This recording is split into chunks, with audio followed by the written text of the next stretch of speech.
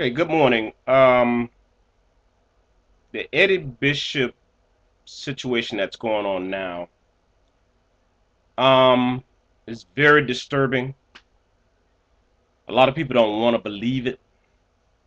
A lot of people think the guy can't do wrong, but he's an average person like anybody else. He's a sinner. Just because he's in the pulpit doesn't mean that he's got it down pat. Because if he did, he wouldn't be here on this earth. His next step would be a pathway to heaven. Whether he did it or not, we don't know. We have to get all the information. But what I do know is that this occurs more so than we would like to think. It occurs a lot. Men pretty much don't say anything because it's an ego thing with us. Women hide it well, but they end up being hurt in the end with a lot of anger, internal anger towards men.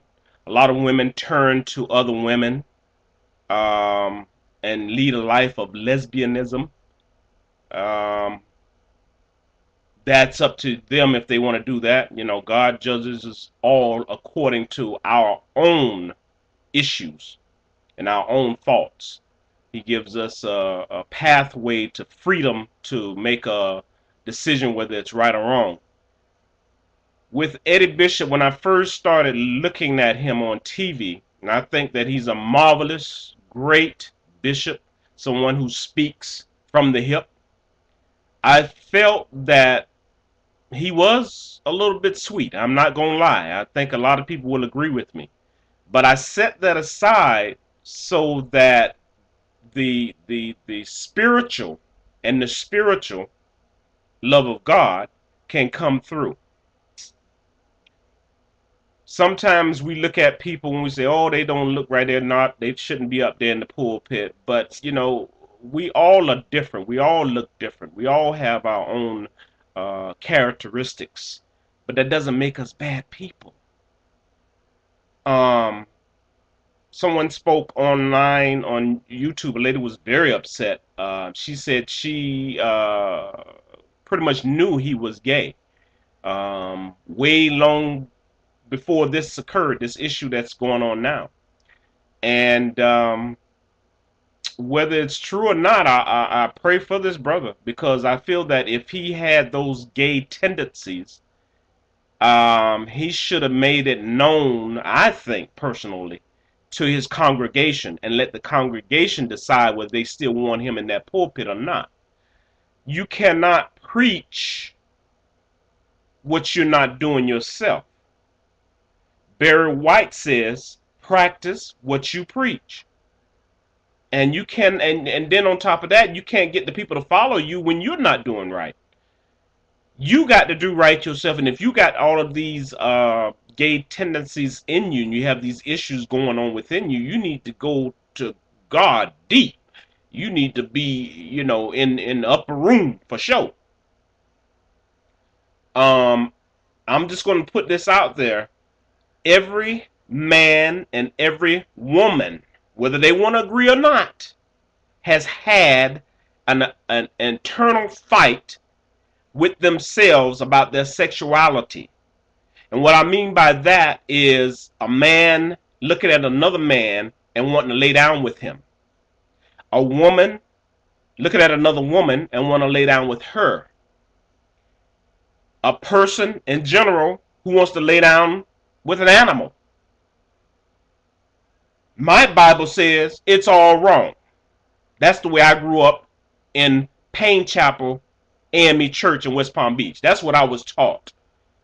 But the things that I was taught, it seems like a lot of people who taught them are not adhering to them. They're doing what the hell they want to do in the name of the Bible, in the name of Jesus. And I can tell you a lot of the churches are not just in the United States, but around the world, a lot of the bishops and preachers who preaching, they're going to bust hell wide open. The door, the gate of hell right now is average, and it has a bunch of locks on it.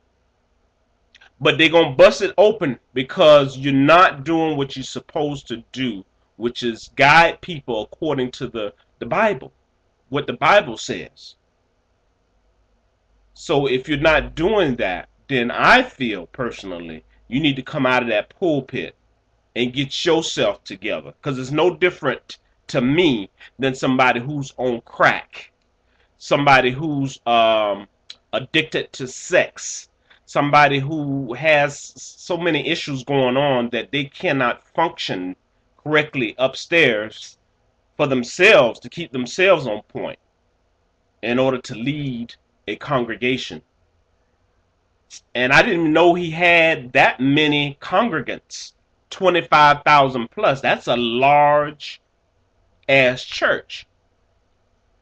But because you have a large church doesn't mean that you yourself are right. You need, I think Eddie Bishop Long needs to step back, get his life together, and be honest with the people.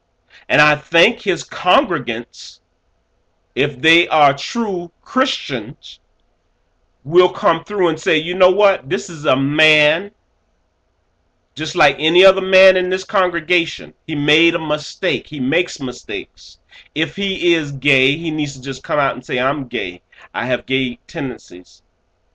And I have been fighting this for a long time. And that's what he needs to tell the people. But, when you go and say, like the Monica Lewinsky situation with Clinton, I did not have sexual relations with that damn ugly ass woman. He sat there and lied bold-facedly to all of us in America. But I still love Clinton. But he's a man. And, the mouthpiece was there.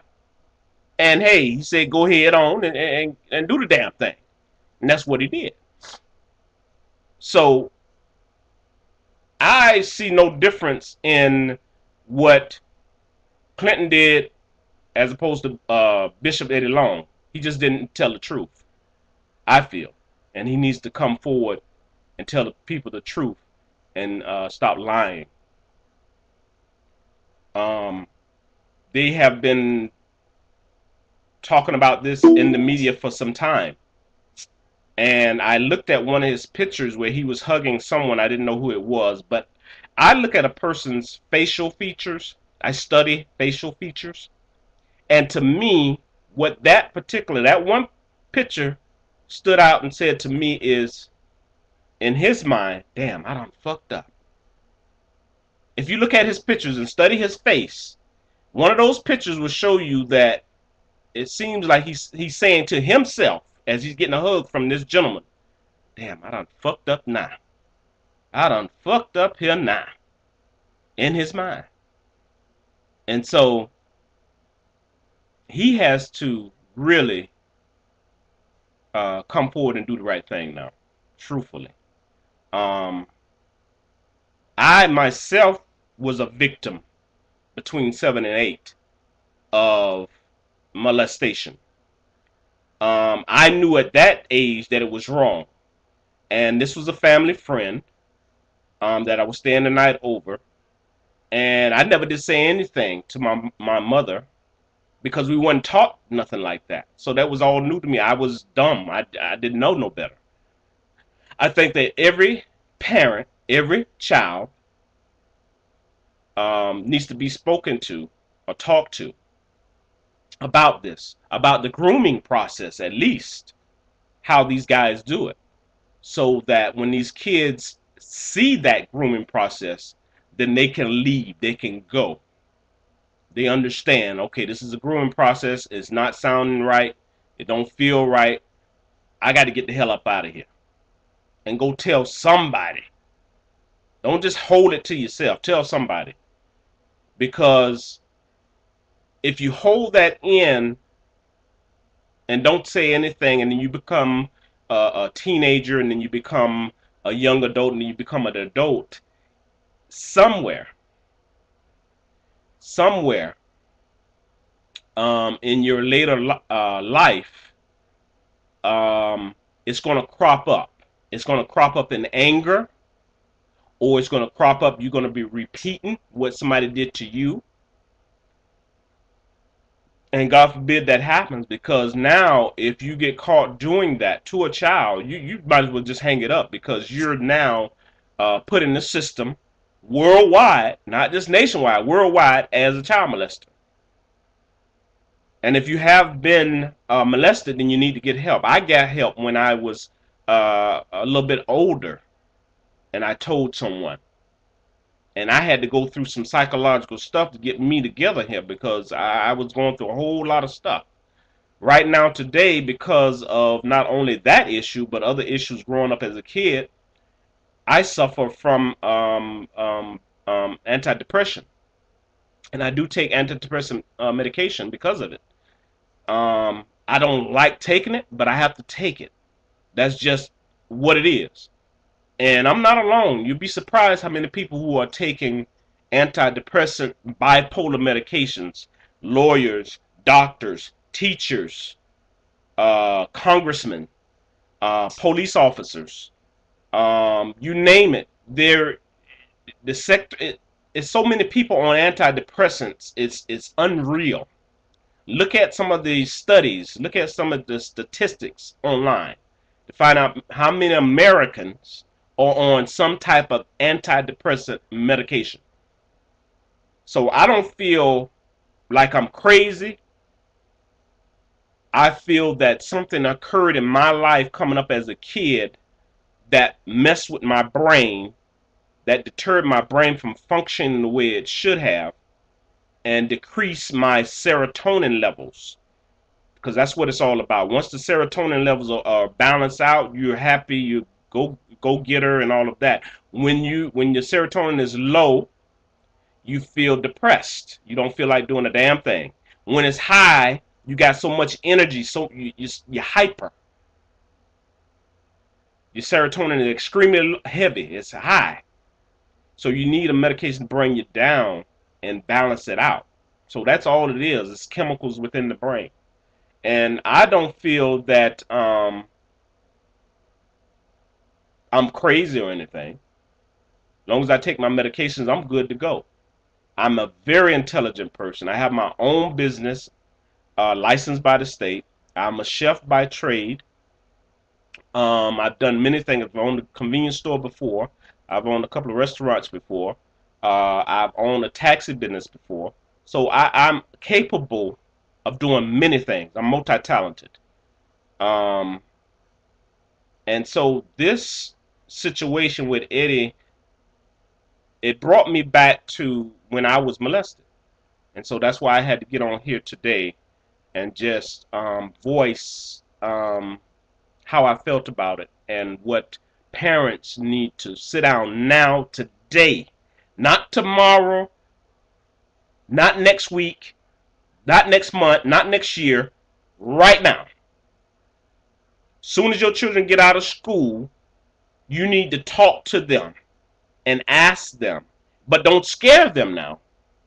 Just ask them, is anybody bothering you? Or, here's the things that occur if somebody try to bother you or talk you into it, on their level. If they're 7 and 8, you need to talk on the 7 and 8 level. If they're 12 and 13, so on and so forth. But don't scare them, because if you scare them, they're not going to open up. I'm going to tell you that right now. And good luck. And to Eddie Bishop, we all praying and hoping that it's not real. But it's not looking good either. God bless everybody, and have a good day.